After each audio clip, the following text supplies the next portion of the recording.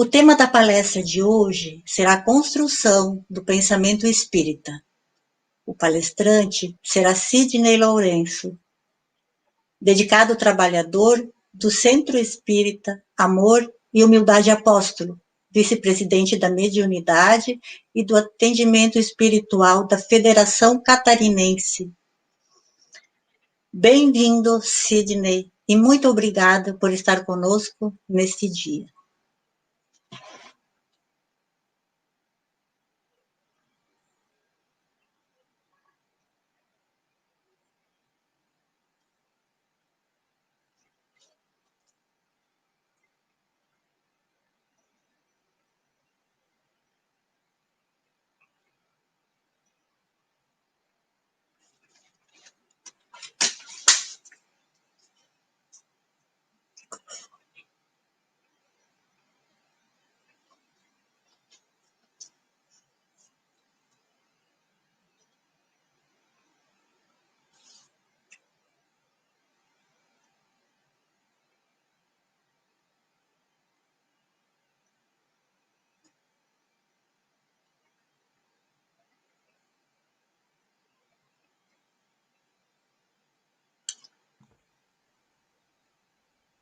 Bom dia a todos, que a paz de Deus esteja em nossos corações.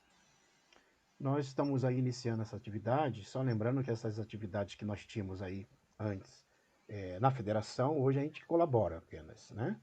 Essa parte já foi algum tempo atrás. Bom, a gente está aqui trazendo esse tema, e a gente tem abordado ele em vários lugares, porque esse tema da construção do pensamento espírita, ele se torna tão necessário no momento atual, devido à maneira como nós estamos encarando as situações que se apresentam, principalmente as situações em relação à pandemia, que nós estamos percebendo muitas características do medo da morte, por exemplo, algumas características em relação a soluções que muitas vezes alguns até comentam, né? Será que os espíritos não poderiam interferir para modificar o quadro atual, né? Trazer a cura, trazer a vacina, ou algo nesse sentido?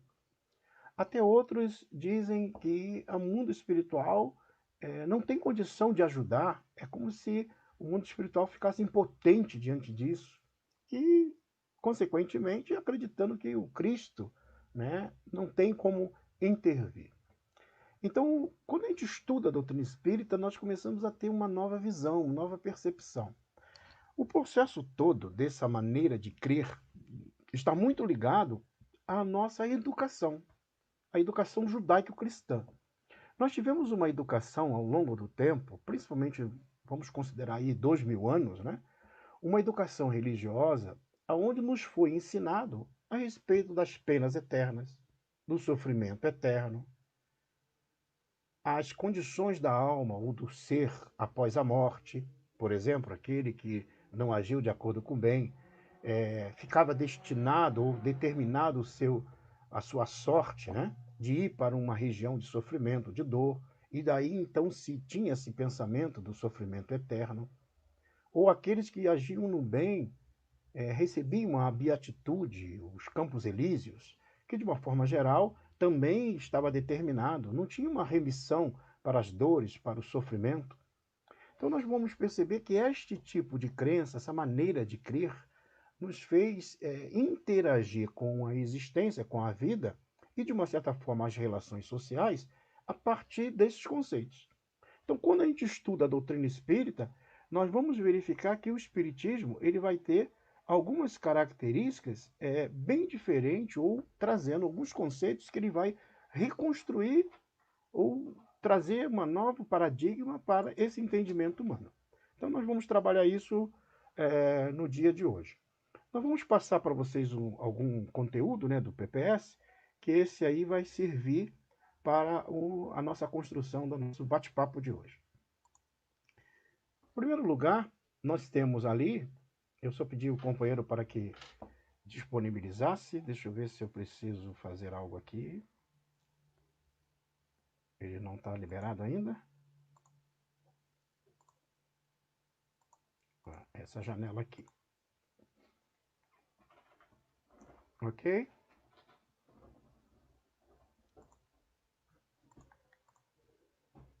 Ok. Então nós temos ali o conceito da doutrina espírita, né? É de suma importância entender que essa construção do conceito do pensamento espírita, né? Ele vai ter essas características, principalmente quando nós, ao estudarmos a doutrina espírita, vamos ver que o significado, ou a definição que Allan Kardec vai dar ao espiritismo, ele já traz aí uma nova construção de um pensamento. Então veja bem, Allan Kardec vai dizer que o espiritismo é uma ciência nova que vem revelar aos homens, por meio de provas irrecusáveis, a existência e a natureza do mundo espiritual e as suas relações com o mundo corpóreo. Já percebemos que ele apresenta o Espiritismo como uma nova ciência. O que significa isso? Significa dizer que ele não está atrelado ao modelo que as ciências ordinárias humanas, né, se apresentam. Por isso que a proposta da doutrina espírita vai ter uma característica diferente, um método científico diferente, uma percepção diferente. Por isso que ele vai, no primeiro momento, dizer que é uma ciência nova.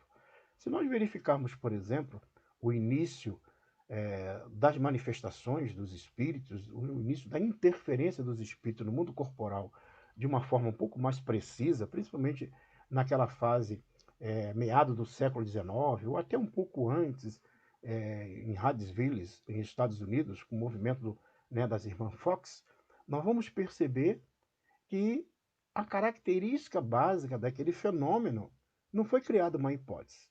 Ou seja, a ciência como ciência, quando apresenta ou quando surge um fenômeno, ela apresenta uma teoria, ela apresenta uma hipótese. Os cientistas, aqueles que se propõem a fazer análise desse fenômeno, procuram provar que aquela hipótese é falsa. E ao chegar à conclusão que a hipótese não é falsa, surgem então as teorias e a partir daí surgem as leis. Então, se hoje nós temos alguns conceitos científicos, eles seguem mais ou menos, né, de uma forma bem simplista, mais ou menos esse comportamento científico, vamos dizer assim. Mas com o Espiritismo não ocorreu isso. Allan Kardec ele não vai sugerir no primeiro momento a hipótese da manifestação das mesas girantes que fosse os espíritos que estavam provocando esse tipo de fenômeno. Foi o próprio fenômeno que se revela.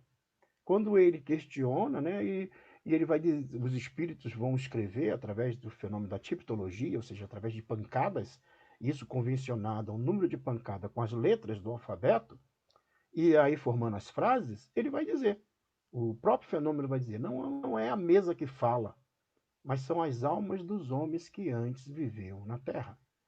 Então se discutindo uma nova realidade a partir daí, mostrando que aqueles que partem para o plano espiritual, ou seja, aqueles que têm a porta do túmulo como um caminho para um nada ou para algo já determinante, continuavam vivos e poderiam interagir no mundo considerado vivo, né, dos vivos, aqui na Terra.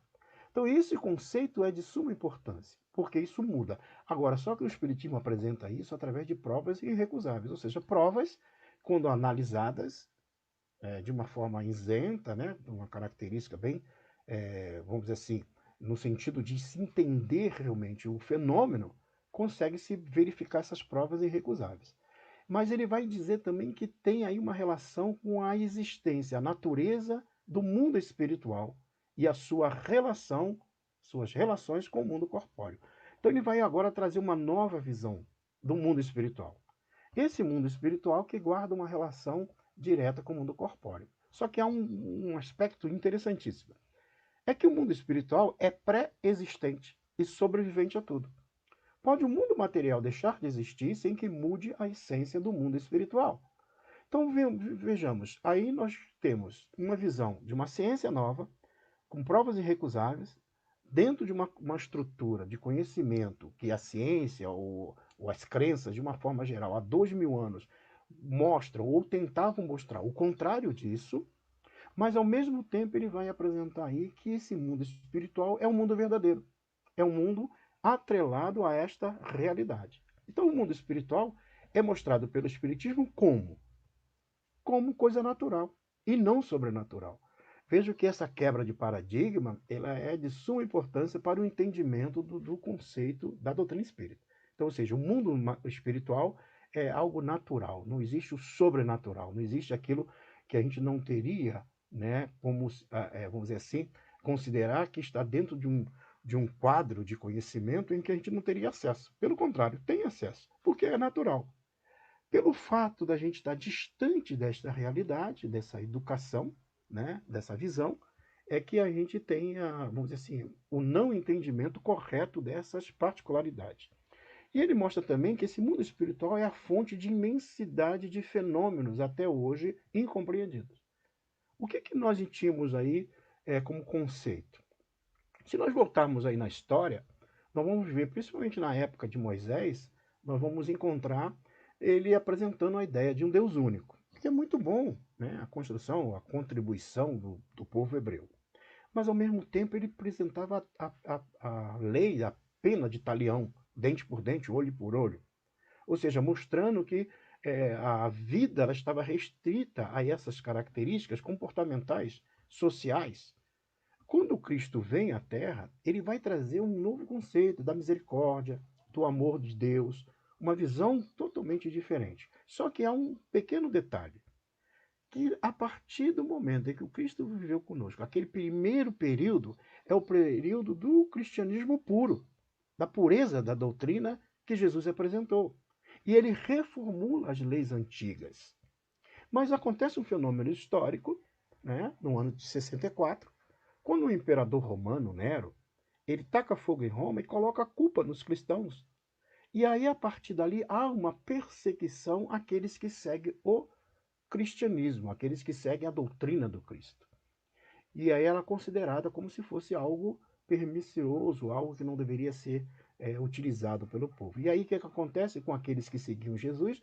Eles entraram nas catacumbas, começaram a fazer os cultos, né, escondidos, e isso fez que a doutrina fosse então, a doutrina do Cristo fosse então ainda preservada, vamos dizer assim, de uma forma muito ainda velada dentro vamos dizer assim, dos papiros que eram escritos, dos pergaminhos, passado de geração para geração.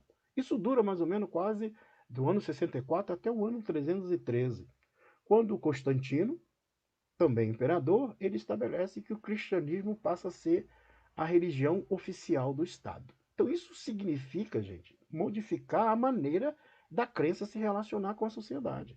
Passou então o imperador, os monarcas, os reis, interferir na crença.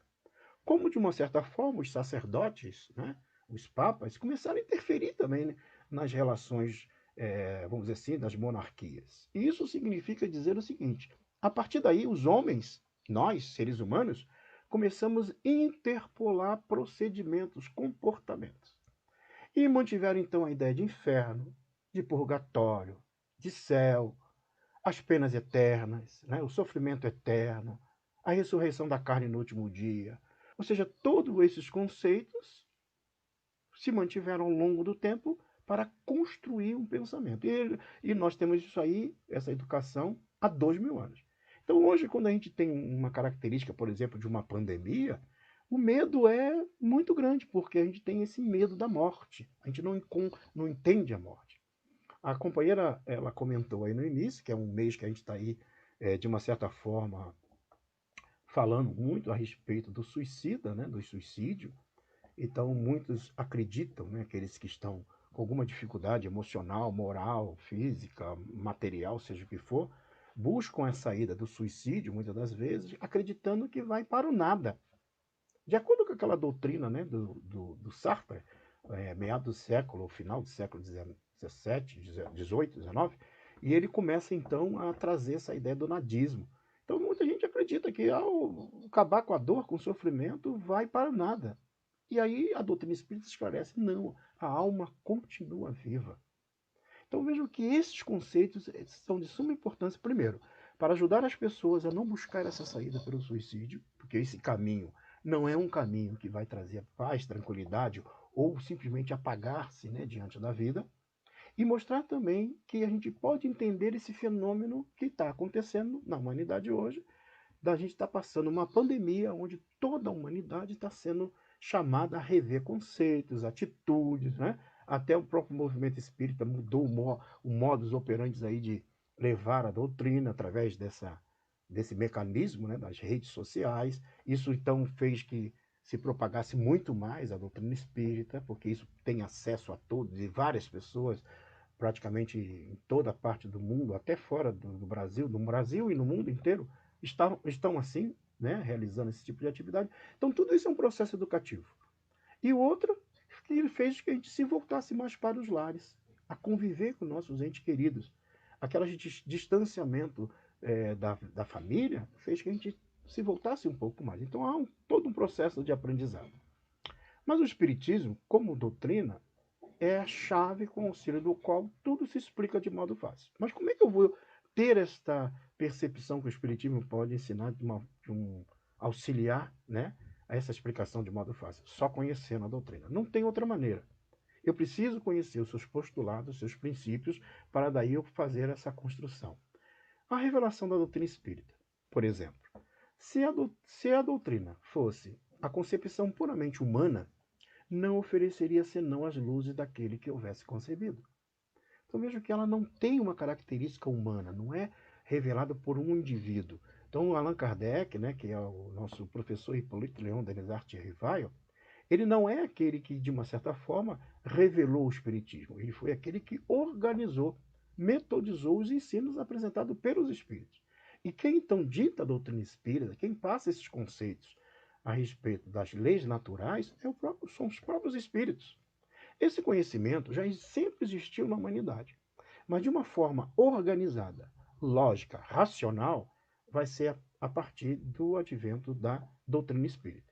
Então, por isso que não teria essa ligação do único indivíduo. Vejamos, na ciência, quando um cientista descobre um determinado cura para uma determinada doença, ou uma vacina, ou seja o que for, muitas das vezes aquela vacina ou aquele produto, né, resultado do seu conhecimento científico, muitas das vezes leva o nome dele. Uma parte do corpo físico, ou um fenômeno qualquer, ou Alzheimer, por exemplo, né? O próprio médico que tem esse nome que cunhou o nome da doença. Então, veja, isso é uma realidade. Mas no Espiritismo não é assim. As crenças, por exemplo, do Antigo Testamento, né, vão ser vinculadas a Moisés. Então, a gente falar dos 10 mandamentos, a gente lembra de Moisés. Quando a gente fala do Cristo, quando fala do cristianismo, a gente lembra de Jesus. Então, essa é uma característica que a doutrina espírita não possui. Se os espíritos, por exemplo, na doutrina espírita, né, que a revelaram, houvesse manifestado a um só homem, nada lhe garantiria a origem. Olha, outro ponto fundamental. Porque o conhecimento da doutrina espírita ele não foi revelado apenas a um único indivíduo. E aí, quando nós vamos lá no Evangelho, segundo o Espiritismo, na introdução, Allan Kardec vai falar do controle universal dos ensinos dados pelos Espíritos. O que significa isso? É que quando algo vai ser revelado, e isso é um método científico que os Espíritos vão trazer, diferente da ciência ordinária, ele vai dizer o seguinte: quando algo precisa ser revelado, eles são revelados em vários pontos. Não é um só lugar. Por quê? Porque se for revelado apenas por um único indivíduo, por um único médium, a possibilidade de haver interferência, a possibilidade de haver as características do próprio indivíduo, do médium ali, naquele conhecimento que ele está passando, e aí distorcer a ideia ou apresentar suas ideias atreladas ao conhecimento dos espíritos, é muito fácil isso acontecer.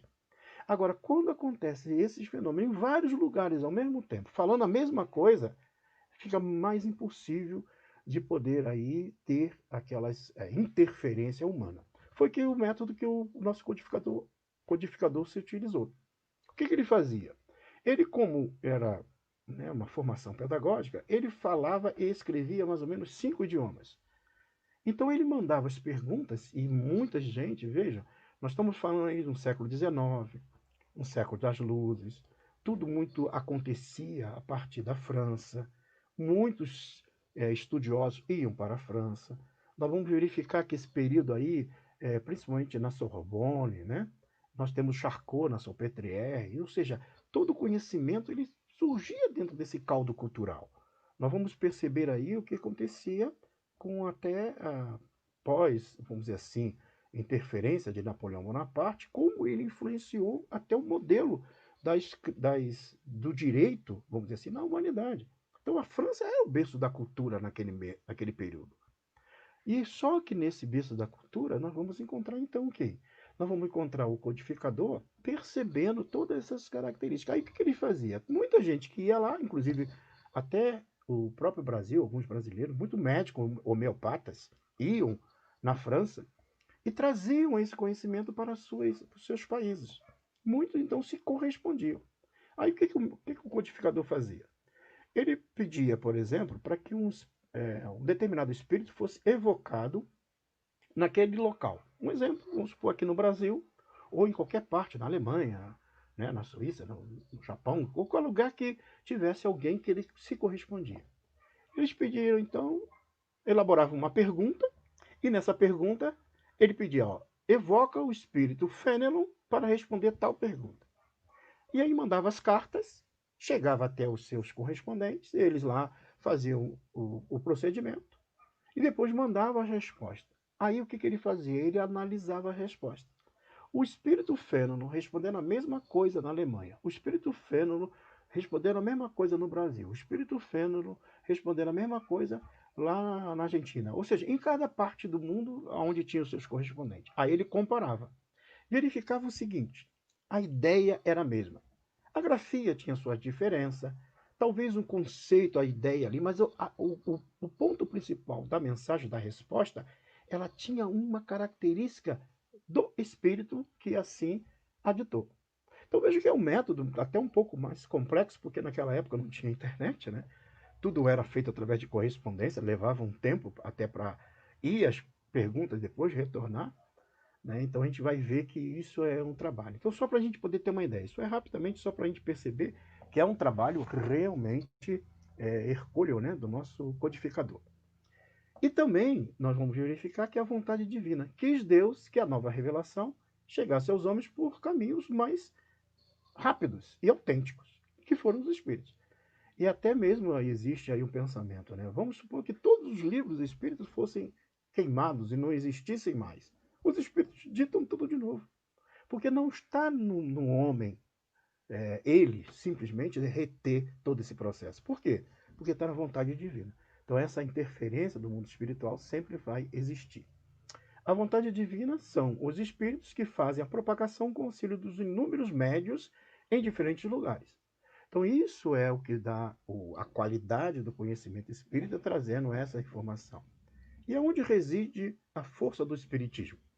Reside na universalidade dos ensinos transmitidos pelos espíritos, que é também a causa de sua tão rápida propagação. Então, vejamos. Há pouco tempo agora, algumas pessoas me mandaram uma mensagem de um determinado médium, um determinado espírito, onde essa mensagem dizia mais ou menos assim, que os espíritos no plano espiritual não estão podendo fazer nada para ajudar a humanidade e tudo mais. E as pessoas começaram a propagar essa mensagem. Começaram a passar essa mensagem para frente, começaram a passar essa mensagem como se fosse algo, olha só, o mundo espiritual não pode fazer nada. Mas uma única pessoa recebeu essa mensagem, um único médium, e passou isso para frente. Agora vamos analisar a doutrina espírita. Por exemplo, se nós estudarmos a doutrina espírita e verificar, principalmente lá na terceira parte do Livro dos Espíritos, aonde Allan Kardec vai tratar sobre as leis naturais, ele vai ler, por exemplo, tratar sobre a lei de destruição, que é uma lei natural. Aí na lei de destruição ele vai dizer assim, existe a destruição necessária e a destruição abusiva. A destruição necessária, aí ele coloca dentro do rol da destruição necessária as pandemias, os maremotos, terremotos, os tsunamis, ou seja, as tragédias que o próprio fenômeno da natureza traz de uma certa forma. E aí diz os espíritos, mesmo essas situações fazem progredir a humanidade. É como se tivesse um impulsionamento. Paramos para pensar, quantas vezes já aconteceu tragédias, pandemias no mundo? Em várias épocas. Sempre aconteceram. Se nós considerarmos aí 2000 anos, né, da era cristã, nós vamos ver quantas coisas aconteceram. E eu acho que também tem a destruição abusiva. Qual é a característica da destruição abusiva? É o que o próprio homem cria. Por exemplo, as guerras, né? As dificuldades sociais que nós mesmos criamos. Ou seja, há um resultado direto desse nosso comportamento, dessa maneira ainda egoísta de viver, a gente gerando dificuldade. Mas mesmo assim, surge a partir daí outras situações para fazer que a humanidade progrida. Mesmo o homem errando, mesmo a gente indo para o caminho. Haja aí a Primeira Guerra, o que aconteceu, a Segunda Guerra, né? O avanço que houve, mesmo com muitas mortes, mas houve um avanço. E hoje a Terceira Guerra, a própria ONU ser criada, embora tenha todas umas características aí políticas que a gente não vai entrar no mérito, mas a gente pode ver que hoje a ONU se organiza, então, os países para evitar o quê? A guerra.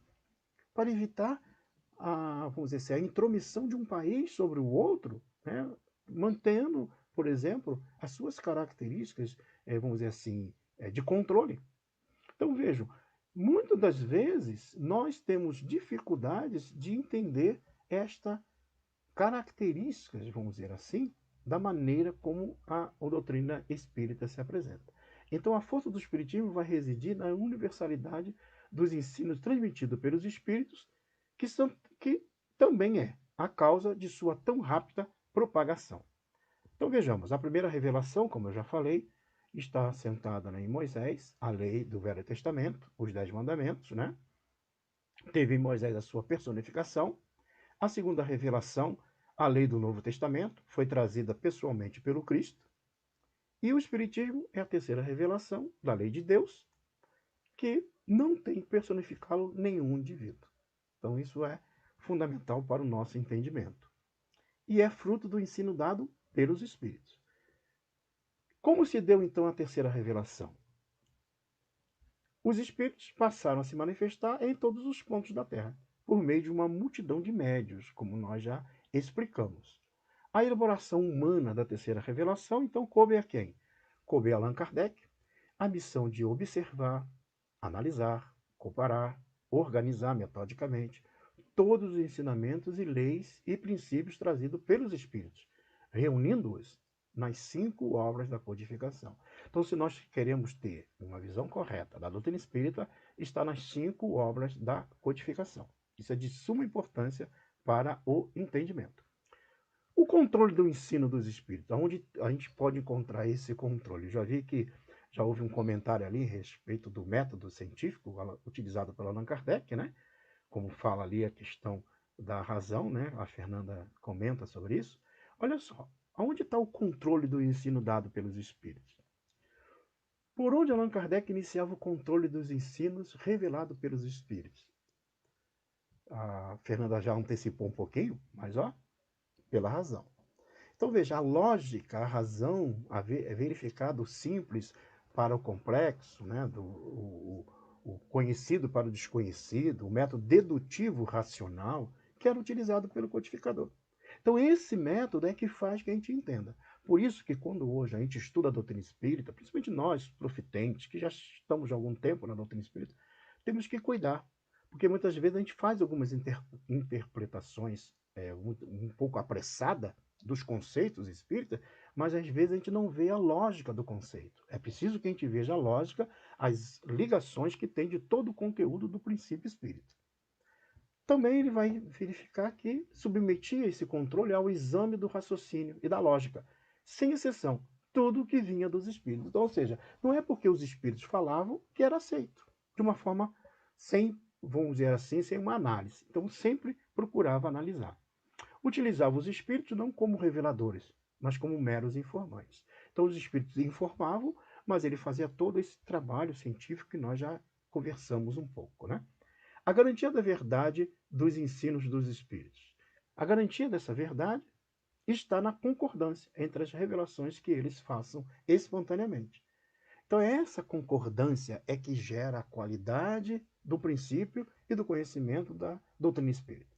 É a universalidade dos ensinos dados pelos espíritos. Então, quando não há concordância, quando uma única pessoa levanta uma bandeira, um conhecimento, atrelando isso à doutrina espírita, temos que analisar. Não aceitar de pronto qualquer informação. Por quê? Porque ela precisa ter essa concordância. Isso é o controle universal. Se isso não ocorrer, é preciso que a gente tome cuidado nessa transmissão ou divulgação desses conceitos. Servindo-se grande número de médios, estranhos uns aos outros, em vários lugares, ou seja, os médios eram intermediários. Allan Kardec se utilizava, e tanto é que se a gente pegar as obras espíritas, não a revista espírita, mas as 5 obras da codificação, ele não coloca o nome dos médios. Por quê? Porque os médios eram apenas intermediários, mas coloca o nome dos espíritos que ditaram aquelas comunicações. Lá na revista espírita, que foi o ensaio, vamos dizer assim, aonde ele fez o campo científico das publicações, lia as respostas que as pessoas escreviam para ele, e a partir dali ele foi construindo e depois sintetizou todo esse conhecimento nas 5 obras da codificação, nós vamos perceber que ele cita ali os médiuns. Mas depois, nas obras codificadas por ele, que é o arcabouço doutrinário, não vai colocar o nome dos médios. Por quê? Porque os médios apenas serviram como intermediários dentro desse processo. Isso é outro ponto fundamental. Então, o Espiritismo nada ensina em contrário ao que o Cristo ensinou. Aí voltamos naquele fato histórico que eu já narrei bem no início da nossa fala. O que período é esse que ele está se referindo? Aquele período do cristianismo puro, na fase inicial, no período em que o Cristo estava entre nós, e depois aquele período em que os próprios discípulos e os próprios evangelistas começaram a escrever sobre as ações, os ensinamentos de Jesus, que vai até o ano 64, depois as interpolações, e a partir do ano 313, com Constantino, se tornando o cristianismo a religião oficial do Estado, houveram então essas várias interpolações ao longo do tempo. E aí nós temos hoje um resultado dessa educação judaico-cristã.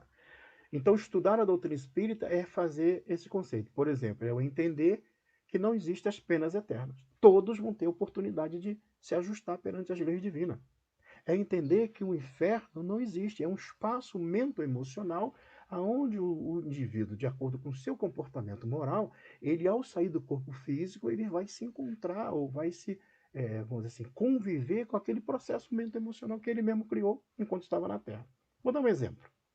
Imagine alguém que agiu aqui na Terra de uma forma tão má, no sentido de ir contra as leis divinas, de fazer mal às pessoas, de criar dificuldades.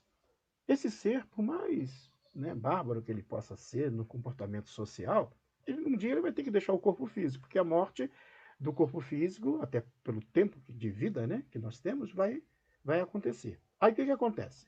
Esta alma vai para o plano espiritual. Quando chega no plano espiritual, quando ela volta para a verdadeira vida, ela chega com os sentidos obliterados, ou seja, a capacidade de percepção muito voltada dentro do mal, do desequilíbrio que ela mesma gerou. O entendimento das leis divinas fica muito difícil para que ela possa entender, porque ela não consegue, porque ela só vê ou está atrelado àquele sentimento, àquele mal. De uma certa forma, ela vamos dizer, recambiada ou, de uma certa forma, magnetizada para aquelas regiões de dor e de sofrimento.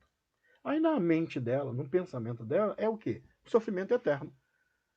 Passar naquela vida eterna, naquele momento de dor. Mas já visto aí a nossa história aí do nosso André Luiz, no nosso lar. Então ele ficou naquela região chamada umbral durante 8 anos praticamente, e ele via o quê? Coisas horríveis. Quando ele foi resgatado e foi para o nosso lar, que é a colônia espírita Nosso Lar, ele começa a vislumbrar o mundo espiritual de uma forma diferente. Mas até então, a sua mente estava com dificuldade, a capacidade de percepção das leis divinas, da vida ou de outros espíritos, estava muito na faixa vibratória que ele se encontrava. Tanto é que quando ele está no nosso lar, quando a sua mãe vai visitá-lo, que já estava numa situação espiritual bem melhor do que a dele, ele pergunta: mãe, você não foi me visitar lá no umbral? Ela disse: fui, meu filho, várias vezes, mas tu não tinha condições de me perceber. Então veja que é a alma, o espírito. Tanto é que o André Luiz, depois, quando ele está melhor e já mais equilibrado, ele volta para visitar a família, encontra que a esposa já contraiu novas núpcias. Ele então se deixa envolver pelo ciúme, pelo desequilíbrio. E o que acontece? O filme até retrata bem isso, né? Ele volta para aquele estado de desequilíbrio mental-emocional. Então aí nós vemos o que o nosso codificador nos ensina lá no livro Céu e Inferno. Ele diz: o inferno, o estado de desequilíbrio da alma, ele não tem um local determinado, como o céu não é um local, é um estado do espírito. Ele pode estar aqui na Terra em estado de felicidade, ou pode estar aqui na Terra no estado de dor, de sofrimento. Então, dependendo do estado mental, emocional dele. Então, a gente aí já dá para entender. Agora, veja, o que o Espiritismo faz? Ele deixa de mostrar essa visão aterradora da vida, mostrando que nós somos espíritos. Agora, vamos falar um outro exemplo. Imagine alguém que agiu no bem, que procurou fazer tudo de bom na humanidade, ajudou as pessoas, seguiu a lei divina e tudo mais. Vai morrer do mesmo jeito, porque é tanto aquele que é ruim, que é mau, que é contrário às leis divinas, vai ter que desencarnar, este também vai ter que desencarnar. E aí o que acontece? Vai para o plano espiritual. Chegando no plano espiritual, o que vai acontecer? Ele vai ter uma visão um pouco mais ampla. Ele vai muitas vezes ser recebido por aqueles que o anteciparam. Ele já vai começar a perceber as leis divinas. E isso significa que esta percepção dele, ele vai cada vez mais buscar essa harmonia. Enquanto o outro vai ter que fazer um caminho de volta, reencarnar, para poder chegar a esse estágio de entendimento das leis divinas, o outro já vai sentir mais facilidade. Os sentidos obliterados. O outro, uma mente mais volátil, com um pensamento mais harmonioso. Então vejo que esse conhecimento é que muda o paradigma da humanidade. Por isso que a construção do pensamento espírita vai trazer essa visão de movimento, de transferência, de visão diferente. O Espiritismo desenvolve, completa e explica de forma clara o que foi dito através de forma alegórica pelo Cristo, né? E o Espiritismo é obra do Cristo, que preside a regeneração da humanidade. Então, ou seja, as pandemias, o que está nos acontecendo, nós não estamos largados, né, sem a proteção divina. Os espíritos, inclusive, eles dizem que a lei divina pode ser dividida em duas partes: as leis físicas, que cabe ao homem de ciência estudá-las, e as leis morais, que cabe ao homem de bem estudá-las. Então, veja, quando hoje os cientistas debruçam através do RNA do vírus para tentar descobrir a cura, está desenvolvendo a inteligência, o conhecimento humano. Então, por isso que muitas vezes isso serve de um progresso, embora há um ajuste de uma forma geral, né, humana, mas ao mesmo tempo nós estamos aprendendo essa caminhada e é esse desenvolvimento que vai acontecendo naturalmente. O Espiritismo é o consolador prometido por Jesus, como ele mesmo ensinou. Doutrina espírita ou Espiritismo, então, é o conjunto de princípios e leis revelado pelos espíritos superiores, contido nas obras codificadas por Allan Kardec. O Espiritismo é uma verdade universal, não teme mal-querer dos homens, nem as revoluções morais, nem as subversões físicas do globo. Ou seja, se deixar de existir, os espíritos ditam tudo novamente, né? Por quê? Nada pode atingir os espíritos, nem os seus ensinamentos.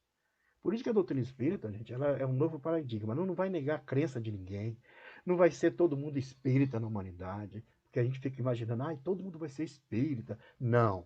Todo mundo vai continuar dentro da sua crença, da sua visão. Só que o conhecimento, como é um conhecimento natural, por exemplo, a matemática. Todo mundo usa a matemática hoje. Católico, espírita, budista, ateu, né? Todo mundo usa. Por quê? Porque a matemática é um conhecimento natural.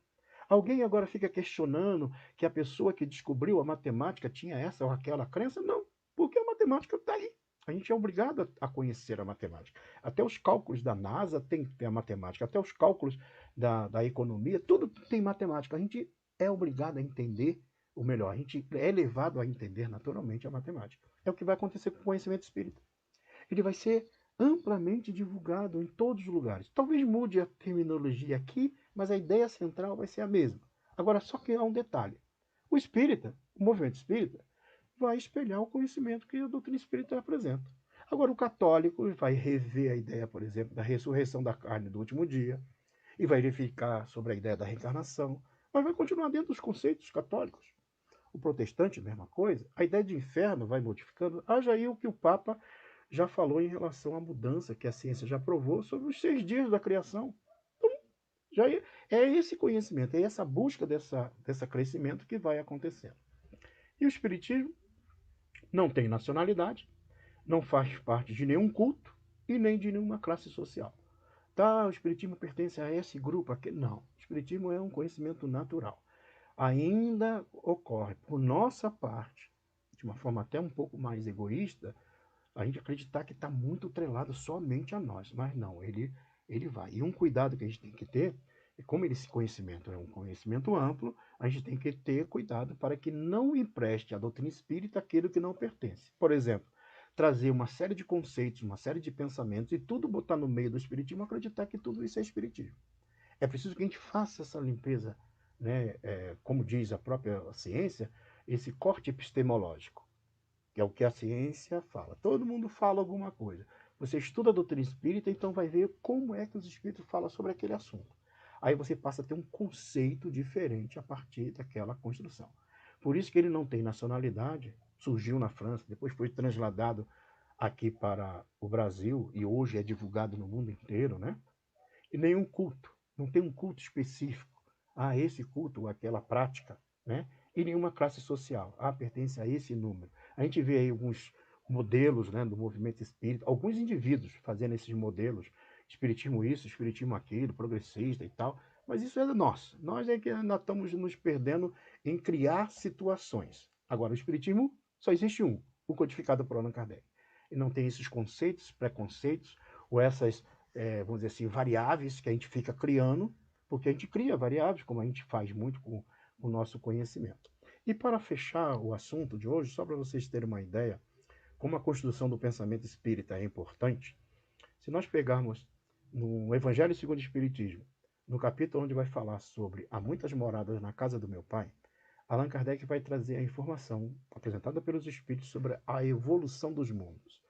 E ele vai falar, então, o mundo primitivo, o mundo de provas e expiação, que é o modelo que hoje vivemos na Terra, o mundo de regeneração, que é o mundo transitório para o mundo celeste ou divino, os mundos felizes.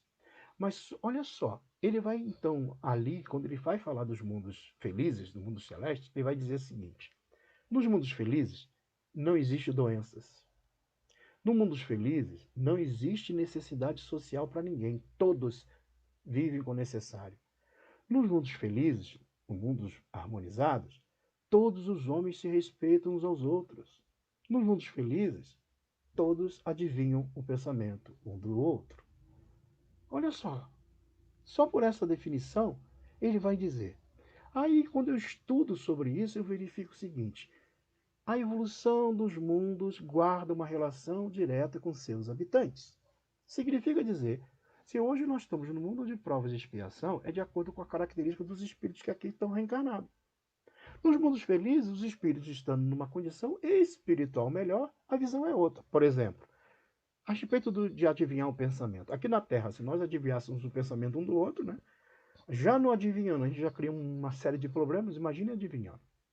Lá no mundo dos felizes, adivinham. Sabe por que adivinham o pensamento do outro? Porque ninguém pensa mal de ninguém. Ninguém deseja mal do outro. Pelo contrário, todo mundo procura se ajudar. Não existe ninguém sofrendo socialmente, ninguém passando necessidade na sociedade, porque todo mundo se protege. Isso é o entendimento das leis divinas na construção do pensamento espírita. É o que o espiritismo colabora com o conhecimento humano. Para quê? Para que no futuro a gente vá se modificando. Mas devido à nossa atitude, ainda vamos ter que experienciar algumas situações um pouco mais complexas até que a gente vá aprender. 2000 anos é pouco, mas 2000 não importa. Como nós não vamos morrer nunca, né? Deixamos apenas o corpo físico, então esse trabalho aí de construção dos nossos pensamentos, das nossas áreas emocionais, do ajuste da nossa evolução, vai acontecer ao longo do tempo. Por isso que Jesus ele está sempre no leme, né? A nossa humanidade não está perdida, que todos possam ter tranquilidade, ter fé, né? Mesmo aqueles que ainda buscam através do suicídio, tentam se fortalecer moralmente, tentam se voltar para as crenças, não importa qual a crença, tenta buscar uma informação, um entendimento, uma ajuda, seja o CGV, seja um médico, seja um psicólogo, um terapeuta, um palestrante, um pastor, seja o que for. Busque para evitar de ir para essa situação, porque tu não vais morrer nunca. Vai ter que voltar. E aí, quanto mais a gente entender isso, a gente vai poder ajudar a humanidade. E para encerrar, nós temos aí que o Espiritismo conduz todos os homens à fraternidade universal. Está mostrando que todos, sem exceção, um dia vamos chegar a esse estágio, né, de uma grande fraternidade universal. Agradeço a casa aí a oportunidade de poder estar passando um pouco desse conhecimento de uma forma muito rápida, mas lembrando que a doutrina espírita é a doutrina do Cristo. E a doutrina do Cristo é a doutrina da transformação moral em toda a época da humanidade. Muito obrigado e muita paz a todos.